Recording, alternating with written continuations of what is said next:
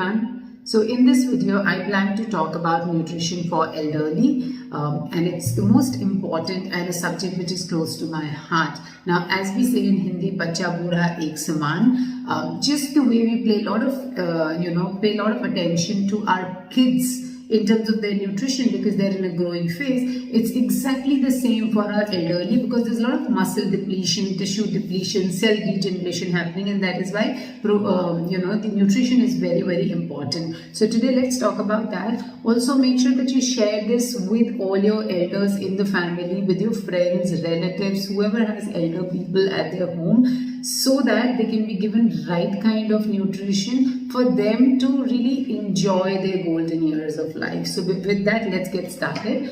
Now, I would like to start this video with talking about physical activity. Very, very important because as they grow old, they feel tired, they don't have the strength. So make sure that they do, they try and do at least 30 minutes of some kind of exercise that they enjoy. It could be just a simple walk, and if they can't do 30 minutes at a stretch, then 15 minutes for 2 times a day, or 10 minutes 3 times a day, or walks post meals, which will also help them blunt the insulin response and help digest the meals that they've eaten, right? So physical activity is very, very important. Now to the next point, carbohydrates, which are very, very important, but the right kind of carbohydrate, right? So we do not want to give simple carbohydrates to the elder population. One, because it gives unnecessary insulin spike, and a lot of people do have diabetes already. So we would only want to focus on complex carbohydrates, which typically means food rich in fibers, so your fruits and vegetables, and let's say instead of maida or wheat, the refined wheat, we could look at chane ka atta because that's again high in fiber and good in protein and complex carbohydrate. We could look at ragi, jawari, bajra. Those are the kind of things that we should be looking at, and a lot of vegetable in various forms. Sometimes they may not enjoy chewing salad, so you could make colorful steamed vegetables, stir-fried vegetables to make food palatable for them. So make sure that the plates are colorful and that you have richness of the food which is being presented to them. Next on the list is protein. Protein, like I said, is very, very important because there's a lot of tissue depletion happening, there's a lot of muscle depletion happening, cell degeneration happening, and that's where protein come in place, right? So protein is going to make sure that gradually, but yes, new tissues are formed, so their body becomes very saggy because Indians are generally low on protein. So you make sure that you give them good amount of protein. And how do you give them? So there are 2 aspects to protein. One is good quantity and the other one is good quality. So you have to make sure that you're taking care of both the points. So good quality means protein which are readily available to be absorbed by the body. So for example, if you're giving 10 grams, at least 8 grams to 9 grams should be absorbed by the body. And a classical example of that is egg or soy products, dairy products. So make sure that you're using that. And quantity wise, obviously, you have to make sure that there is protein in each of their meals, which is very, very important. Next on the list is fat. Now we need to make sure that we're not giving them too much of fat because like I said, their digestive system has slowed down. It is compromised. They can't chew. Now with that, if you give them more fat, their digestion is going to become even more slow, causing a lot of problems. It can even cause a lot of constipation. So make sure that you steer away from trans fat, saturated fat, fried foods, junk food, bakery items, processed food. A lot of time elderlies end up taking chai and biscuit on a regular basis. It's not a good idea to follow this practice as well. However, they do need good fat for their heart functioning, for their cholesterol. So how do you give them good fat? You give them in the form of NUFA, which is let's say, so for your omega-3 you give them flax seeds, which is alsi. You could either make a laddu out of it or roast it and add it to their dal or salad. You could give them sesame seeds. You could give them 4 to 5 almonds almonds which are soaked overnight, 1 walnut, some pistachios, and change their cooking oil every 2 to 3 months. So you could use canola oil, sunflower oil, rice bran oil, olive oil. Little amount of pure ghee as well is okay. So you need to make sure that you give them right quantity of fat and completely steering away from trans fat and saturated fat.